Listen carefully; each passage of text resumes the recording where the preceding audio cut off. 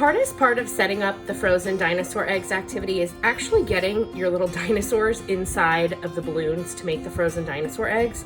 Some people say blow the balloons up ahead of time. These balloons are actually big enough that you can kind of just stretch out the neck a little bit and take your little dinosaur and stick them inside.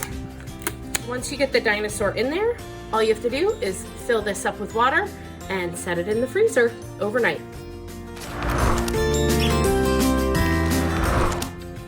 When you're filling up your dinosaur egg balloon, you don't want to fill the balloon up too much. When you turn your faucet on, you're probably just going to fill the balloon up to about there. And when you take it off the spigot, you want to make sure you get all the extra water out, and you're just going to make an egg-sized balloon. I actually forgot to mention this earlier.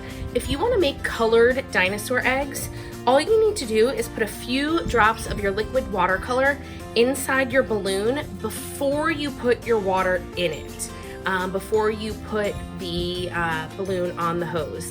And that way when the water fills it up, it'll mix the color for you and you'll get a colored dinosaur egg. Once you have your dinosaurs in your balloon and your balloon's filled up with water, you're just going to set them in the freezer overnight.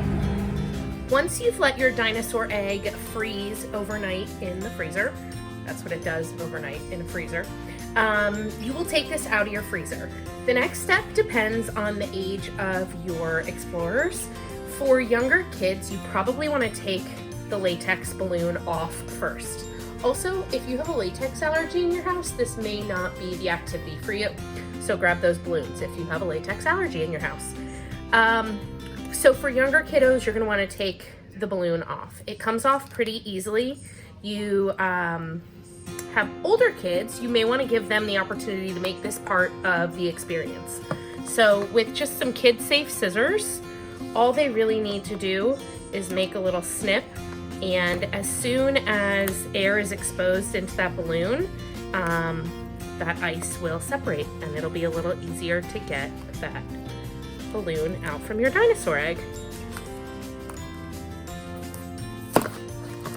So here's our frozen dinosaur egg.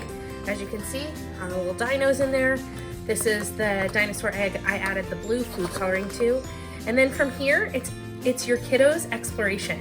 So they can use the little droppers to try and put water on and see what they can do to get that dinosaur out of that egg.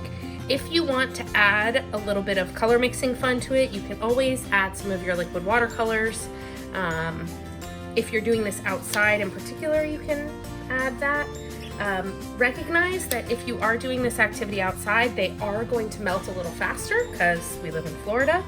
And if your kids are a little bit older, you can also experiment with what happens when you use warmer water. So have fun and try and get that dinosaur to hatch out of that egg.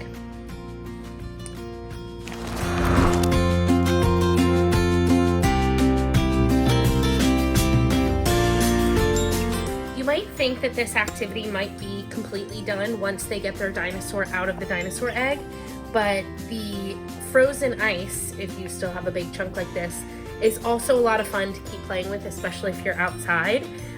If you color your water, it's a great opportunity to talk about what happens when the different colors melt and mix together. So you might want to think about using primary colors, the red, the blue, and the yellow. Also, an unintended little lesson in this, if you put warm water out, the liquid watercolor mixes differently than if you put the liquid watercolor into cold water. So it's a cool little lesson to observe with your kiddos. For example, here this water is warmer and this water is colder, and you see how that's diffusing into the water a little bit faster than the cold water here. Kind of a cool thing. But enjoy, hope you have fun.